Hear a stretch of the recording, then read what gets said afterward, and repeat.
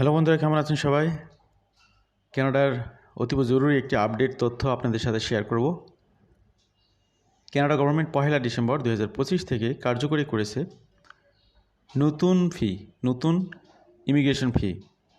Immigration ফিটা আবার কী জিনিস?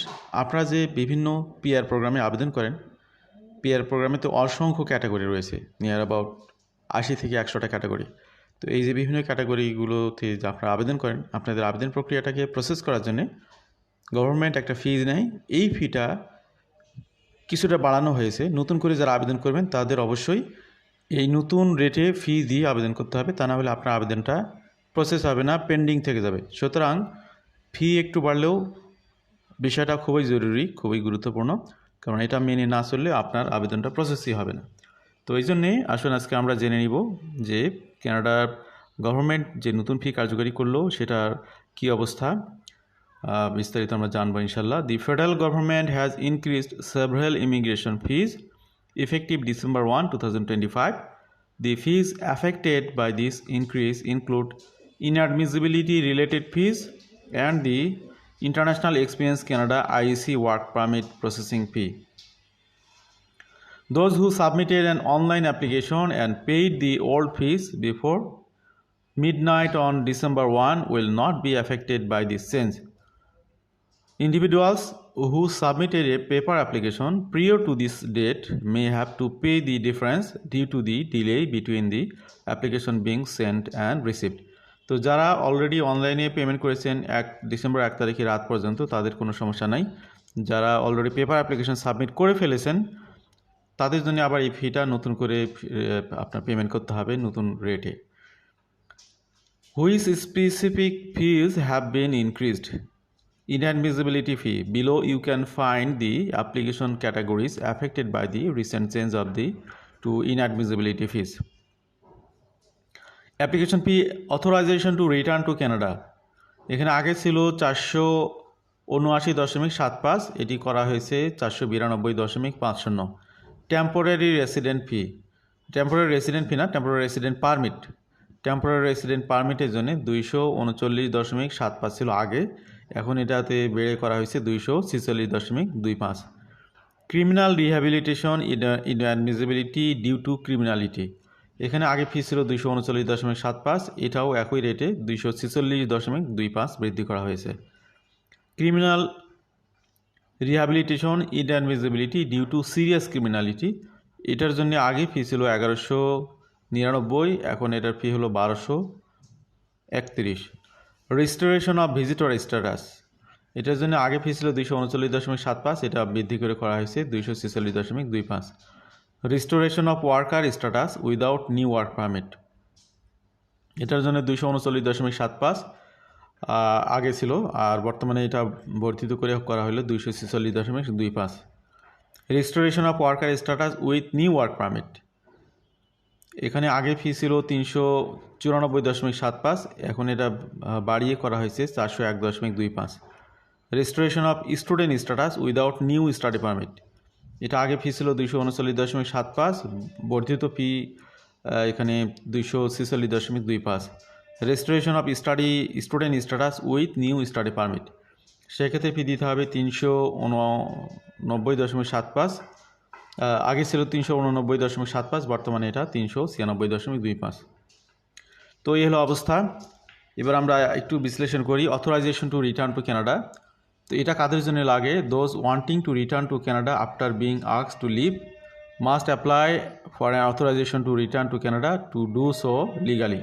These applications are typically submitted along with another application such as work study permit application. তাহলে authorisation to return to Canada এটার একটা ব্যাখ্যা পেলেন।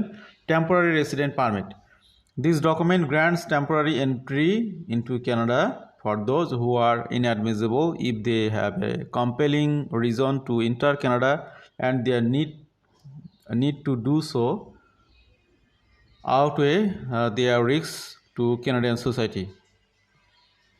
ক্রিমিনাল রিহ্যাবিলিটেশন, ক্রিমিনাল রিহ্যাবিলিটেশনের ব্যাখ্যাটা একটু দেখুন। You must be admissible to Canada to enter but if at least 5 years have passed since you have completed the sentence for which you are deemed inadmissible. You may be able to apply to have your past criminal history permanently waived. The fee to do so depends on the nature of your offense, specifically if it falls under criminality or serious criminality. Criminal rehabilitation বলতে কি বোঝাচ্ছে বা এটার ক্ষেত্রে কী কী বিষয়? You must be admissible to Canada to enter, but if at least 5 years have passed since you have completed the sentence for which you are deemed inadmissible, you may be able to apply to have your past criminal history permanently waived. The fee to do so depends on the nature of your offense, specifically if it falls under criminality or serious criminality. এবার আসি আমরা restoration of visitor, student or worker status. If your temporary resident status expires and you did not apply for an extension, you must either leave Canada or apply for restoration of status within 90 days of losing it. এটা কাদের জন্য? আশা করি বুঝতেছেন যে কেউ visit visa নিয়ে, কেউ study permit নিয়ে, কেউ ওয়ার্ক পারমিট নিয়ে কানাডাতে আসছেন, তো আপনাদের পারমিটের মেয়াদটা শেষ হয়ে গেছে, নতুন কি অ্যাপ্লাই করতে পারেননি, তখন আপনি এখানে এই রেস্টোরেশন স্ট্যাটাসের জন্য আবেদন করতে পারবেন। সেটা পারমিটটা শেষ হওয়ার 90 দিনের মধ্যে। International experience Canada fees. Under the IEC program, foreign nationals from selected countries can get a Canadian work permit valid for up to 2 years through one of the 3 categories. তো এইটা আসলে প্রযোজ্য হচ্ছে কানাডার সাথে যে 35টা কান্ট্রির মিউচুয়াল এগ্রিমেন্ট আছে সেই সমস্ত কান্ট্রি, থার্ড ওয়ার্ল্ড কান্ট্রির মধ্যে এশিয়ান কান্ট্রিগুলো, বিশেষ করে বাংলাদেশ, ইন্ডিয়া, পাকিস্তান, এগুলো কিন্তু এই সুযোগ সুবিধা পায় না। তো ইউরোপিয়ান কান্ট্রিগুলো মেইনলি পায়। কী কী সুবিধা পায়? Working holiday, young professionals, international co-op internship. Regardless of the categories, all participants are required to pay the work permit processing fee to receive an IEC work permit. See how the IEC work permit fees has changed as of December 1. তো এখানে old ফি ছিল 179.75, এখন এটা করে বর্ধিত করে করা হলো 184.75।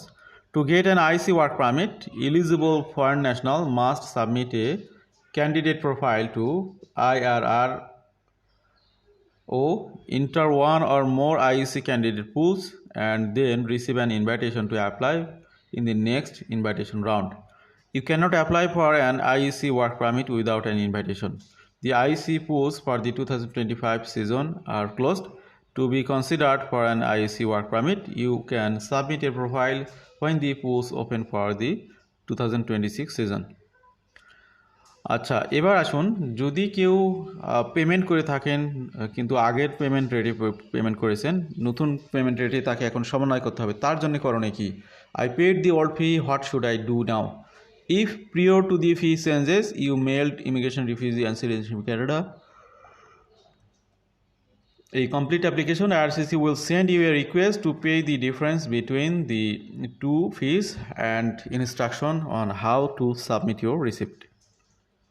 To get your receipt, you can do the following. কীভাবে কী স্টেপ আপনি নেবেন যারা অলরেডি পেমেন্ট করেছেন, যেগুলো 1 তারিখের পরে ঢুকবে কানাডাতে? Calculate the difference between the old and new. Make the payment using IRCC online payment tool under the make an additional payment or pay other fees category. প্রিয় ভাই এবং বোনেরা, ভালো করে খেয়াল করুন এই লাইনটা।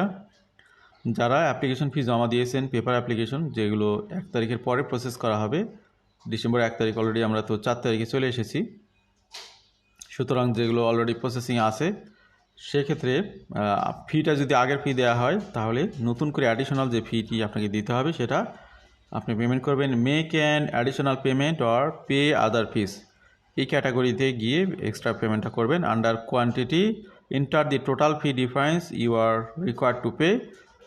One receipt is given per payment. You can pay all your fees in one transaction or through several. Submit the receipt by following the instruction IRCC sent you.